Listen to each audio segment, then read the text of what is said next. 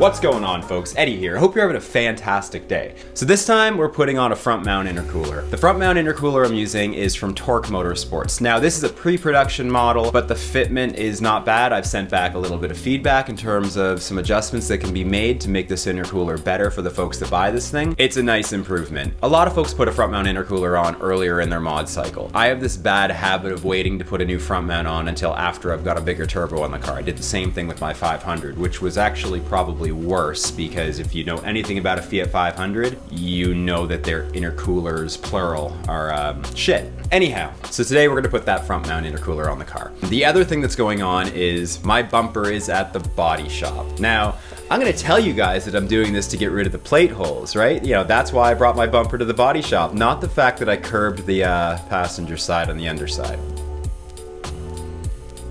This is the part where you're supposed to shame me. I deserve it. Yeah, so I was on a busy street trying to get out of the way of traffic. I pulled into a parking spot, missing the little curb piece that was hiding in there, and yeah, I heard a lovely and then a very lovely lady looked over at me. She wasn't looking at me, she was looking at the nice scrapes along my bumper.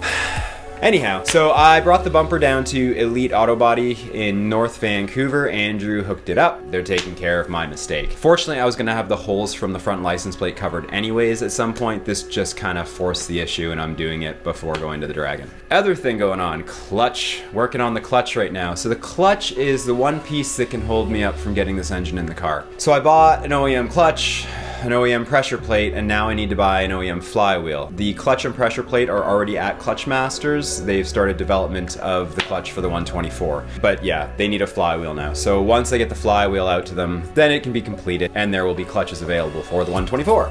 That part's kind of cool.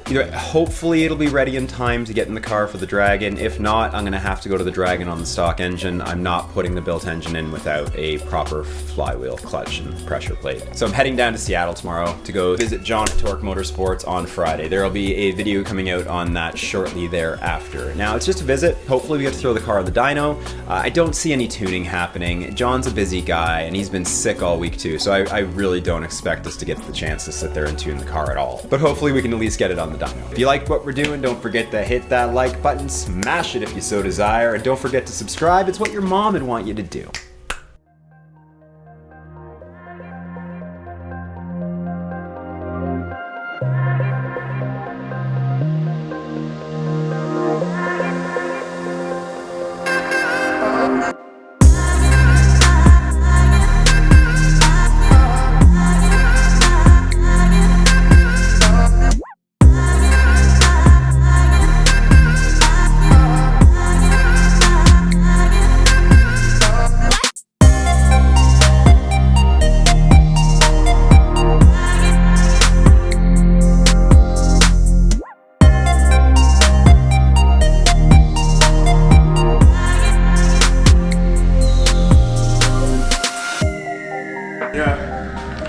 The real YouTubers, they have those electric ones you can raise the car. You have to be a real YouTuber first though.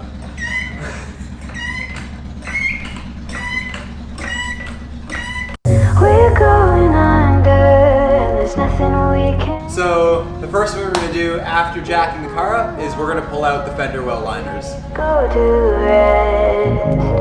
It's such a heartbeat pounding in your chest. In this Yeah, I did this.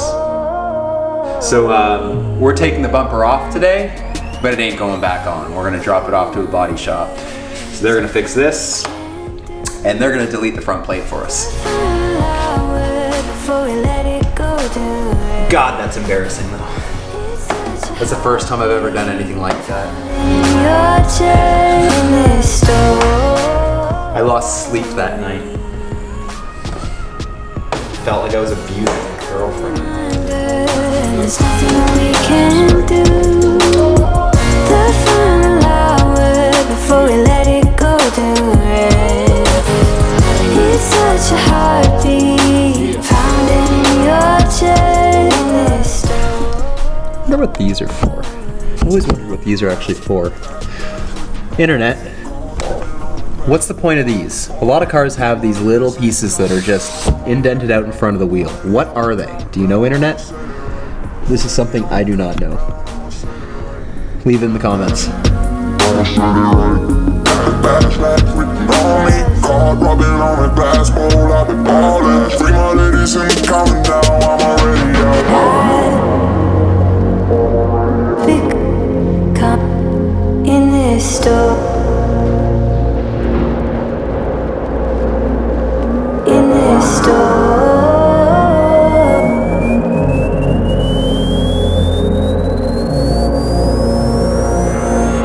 We're going up.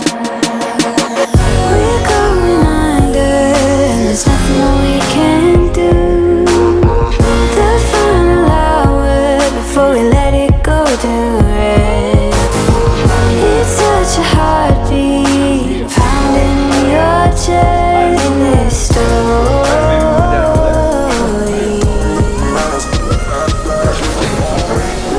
Going to the watch shop.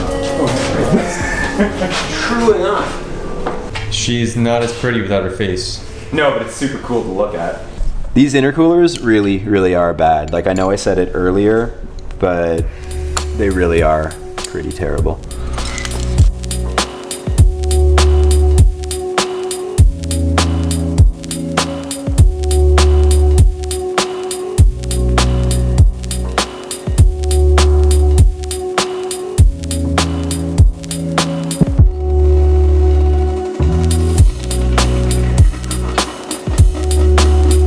If you're doing this without taking the bumper off, which is completely fine, I don't know how easy this thing would be to take off, but this is also unnecessary to remove for doing this. It does make it a bit easier though when you swing the intercooler out of the way.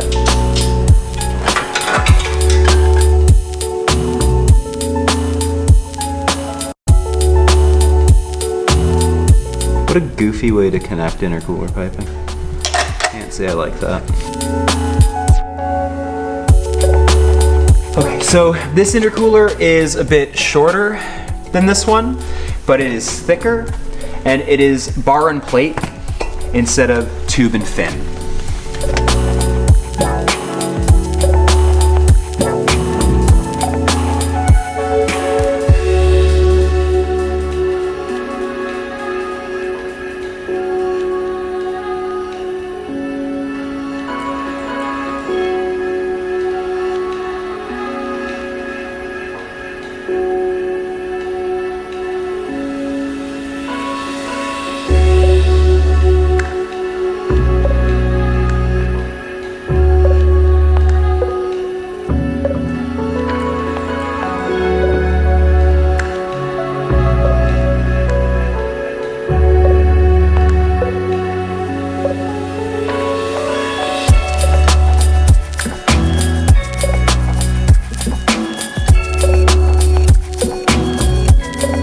Why doesn't the camera guy have to install any car parts?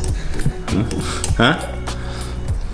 Notice how the cameraman stays silent. You gonna get your hands dirty on your 500? How am I gonna hold the camera? Oh, what if we use a tripod? You have to turn at least one wrench. Yeah, I don't mind. Alright. I do trust you more with my car than me, though. Shows how little you know.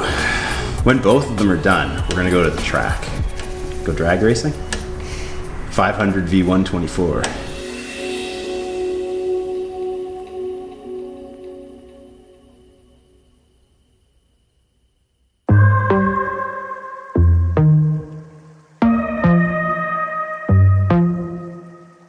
So the bumper is not going back on yet, so the car is going to get driven around with the front mount exposed for a little bit until the bumper is finished being painted.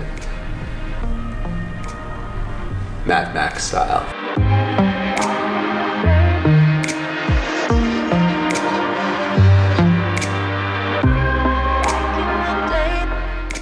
So the intercooler is quite a simple install. Now, just to be perfectly clear, you do not need to pull the bumper off like I did. That was only done because I was having the bumper painted. You can do this all without that step. And the intercooler fits quite easily. It uses all the OEM mounting positions, so there's nothing strange going on. The most difficult part about the install is connecting the hoses, right? The fitment from the intercooler hose to the OEM pipe, it's a little tight. I'd rather it be tight than loose though. When the hard pipe kit becomes available, that will be going into the car. Until next time, I'll see you later. And the next video will be coming out very shortly.